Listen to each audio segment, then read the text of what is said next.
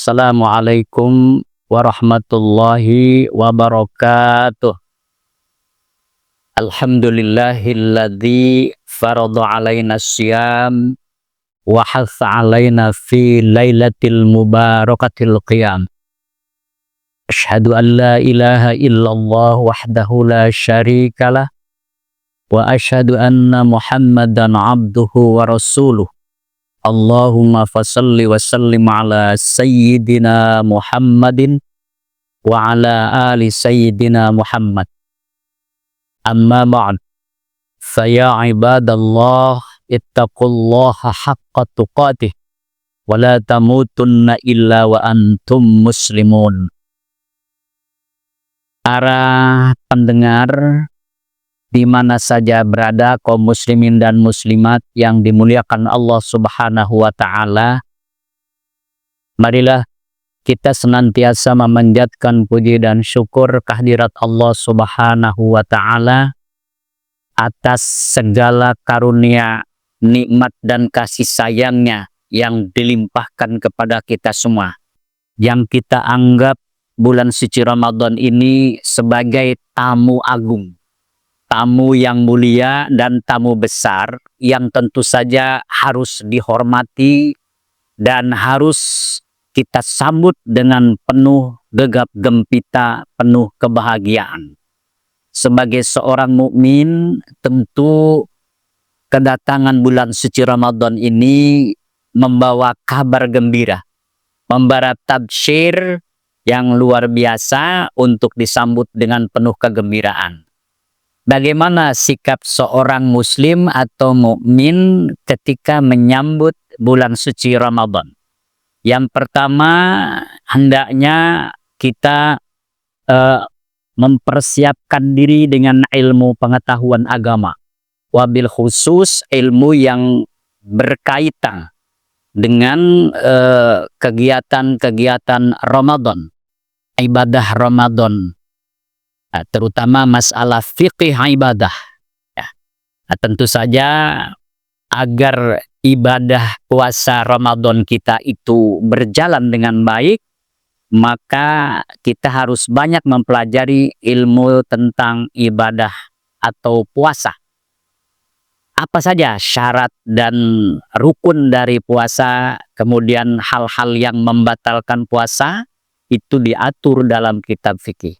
Maka supaya puasa kita itu benar-benar nanti sesuai dengan apa yang pernah dicontohkan oleh Rasulullah SAW, kita harus banyak mempelajari tentang ilmu fikih ibadah, wa ma yata'allaqu bihi, hal-hal yang terkait dengan pelaksanaan ibadah puasa Ramadan.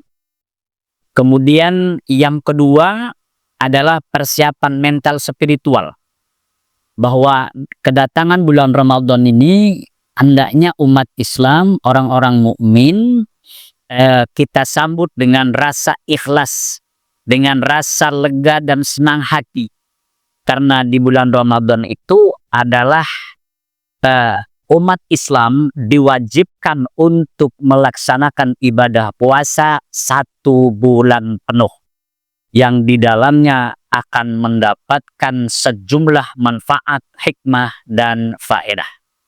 Demikian juga ketika Kanjeng Nabi Muhammad SAW menjelang Ramadan datang, beliau itu berpidato di hadapan kaum muslimin bahwa bulan Ramadan itu qad adallukum syahrun adzibun mubarakun, kata beliau, bahwa bulan Ramadan itu adalah bulan yang syahrun azimun, bulan yang sangat mulia, bulan yang sangat agung dan juga penuh keberkahan.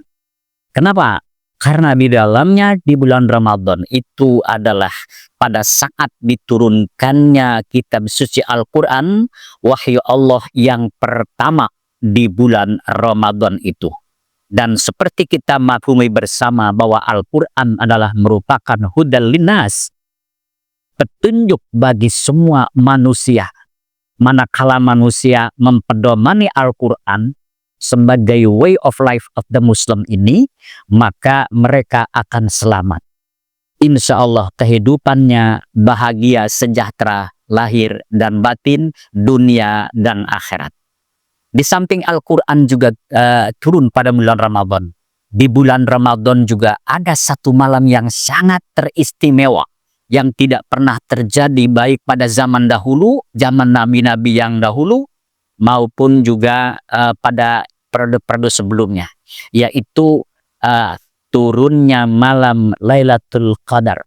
Satu malam yang kata Allah, Lailatul Qadar khairun min alfi syahri, bahwa Lailatul Qadar itu satu malam yang sangat teristimewa, yang di dalamnya manakala kita berjumpa dengan malam Lailatul Qadar itu, seakan-akan kita telah beribadah dan akan mendapatkan pahala ibadah sebanyak sekitar 83 tahun, atau yang dalam bahasa Al-Qur'annya khairun min alfi syahrin, yaitu lebih baik daripada 1000 bulan.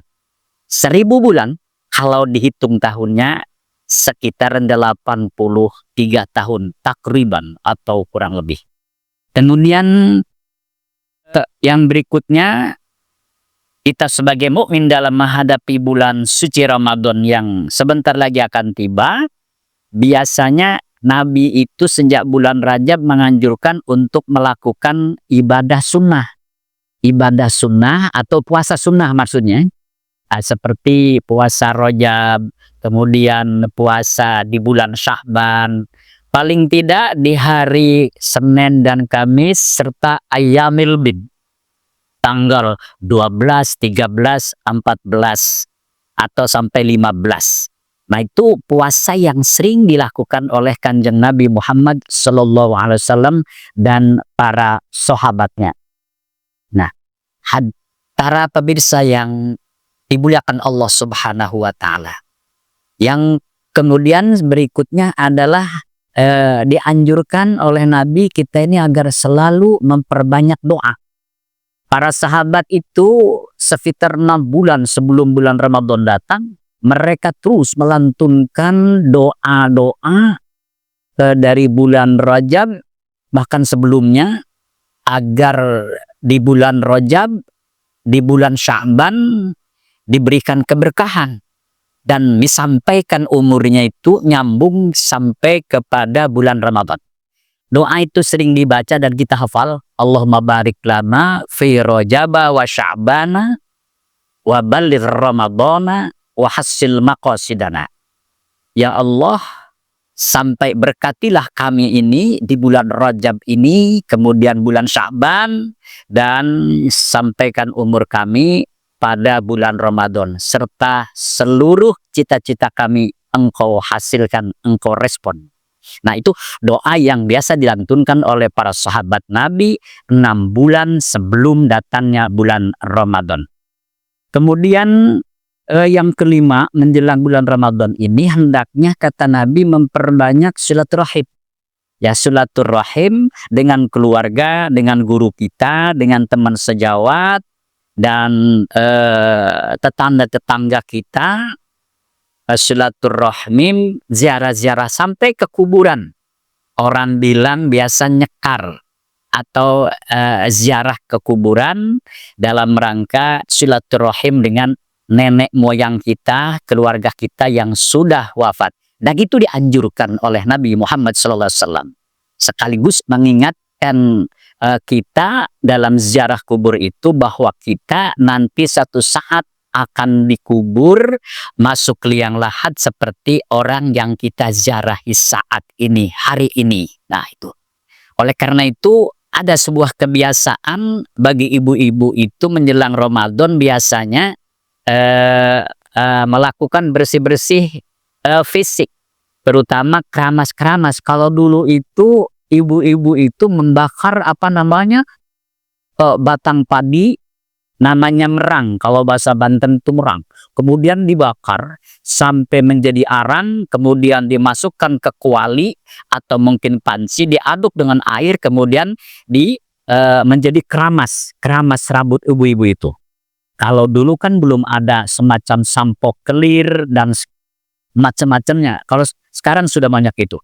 itu dibersihkan sampai bersih. Ini menunjukkan bahwa ibu-ibu itu siap untuk menghadapi bulan Ramadan, siap bersih jasmani dan juga kolbunya, jasmani dan rohaninya bersih. Nah ini kesiapan untuk menghadapi pada bulan suci Ramadan. Kemudian yang keenam, kita sebagai umat Islam atau mukminin dalam menghadapi bulan suci Ramadan yang penuh keagungan ini, nah kita dianjurkan untuk terus melaksanakan sholat berjamaah di masjid maupun di musola. Sholat 5 waktu ini, terutama juga sholat tarawih yang ada di dalam bulan Ramadan itu sebagai penyempurna daripada pelaksanaan ibadah Ramadan. Nah, ini barangkali beberapa hal yang harus kita persiapkan bagi seorang mukmin atau muslim dan muslimat menghadapi datangnya bulan suci Ramadan, tamu agung yang perlu kita hormati dan perlu kita muliakan, karena di dalam Ramadan adalah bulan yang sangat istimewa, dilipat gandakan apa yang kita perbuat di dalamnya sampai mencapai 70 kali lipat. Moga-moga saja Allah Subhanahu wa Ta'ala dalam bulan Ramadan tahun ini memberikan keberkahan, keselamatan, anugerah berupa panjang umur serta sehat jasmani dan rohani untuk kita melaksanakan puasa Ramadan dengan khusyuk, dengan penuh rasa syukur, dengan penuh keikhlasan. Semoga amal ibadah kita menjadikan investasi di akhirat ketika kita menghadap Allah Subhanahu wa Ta'ala. Demikian, moga-moga uraian singkat ini bermanfaat buat kita sekalian.